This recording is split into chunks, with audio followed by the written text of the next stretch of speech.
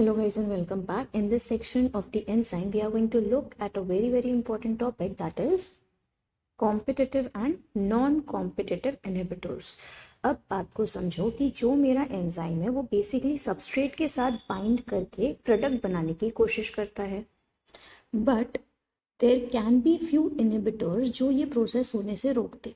अब बात को समझो, अगर तुम नहीं चाहते हो कि मैं लाइफ में सक्सेसफुल बनूं तो तुम लोग मेरे को इनहिबिट करने की कोशिश करोगे। अब इसके लिए ऑप्शन क्या है? इसके लिए दो ऑप्शन है, या तो तुम डायरेक्टली मुझ पे हमला कर लो, डायरेक्टली सक्सेसफुल मत बनने दो, या तो इनडायरेक्टली। सोचो आप और मैं एक रेस में भाग रहे हैं, ठीक है, यानी आप मेरे कंपटीटर हो, यानी अगर आप चाहते हो कि मैं नहीं जीतूं तो आपको फास्ट भागना पड़ेगा और क्रॉसिंग लाइन क्रॉस करनी पड़ेगी। यानी आप कौन हुए? आप हुए मेरे कंपिटिटिव इनहिबिटर और मैं कौन हुई? आपकी सबस्ट्रेट। और हम दोनों क्यों भाग रहे हैं? ताकि हम एंजाइम में जाके बाइंड करें। तो अगर आप एक कम्पिटिटिव इनहिबिटर हो और मैं सबस्ट्रेट हूँ और हम दोनों एक्टिव साइट पे जाके बाइंड होना चाहते हैं, तो हम दोनों का स्ट्रक्चर शुड बी सिमिलर।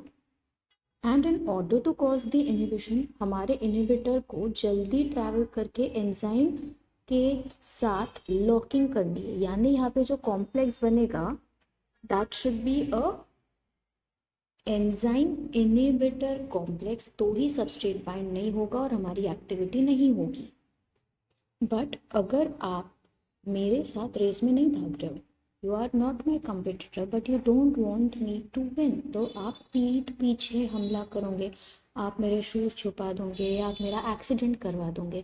यानी it is not important that your structure as an inhibitor should match mine which is a substrate, correct? So क्या यहाँ पे हमारा structure needs to be same? No, it should not. So हमला कैसे होगा? Active site को छोड़ के कहीं और।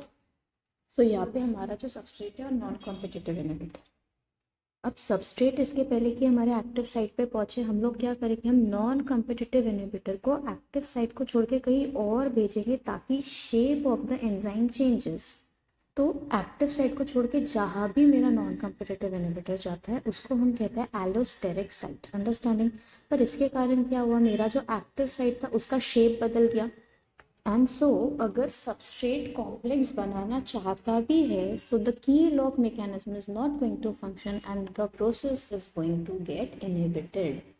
And so we can say कि कंपिटिटिव इनहिबिटर हो या नॉन कंपिटिटिव इनहिबिटर हो, दोनों में ही हम लोग एंजाइम सबस्ट्रेट कॉम्प्लेक्स को बनने से हिंडर कर रहे हैं, and hence the inhibition is going to occur, and so the wanted change is not possible.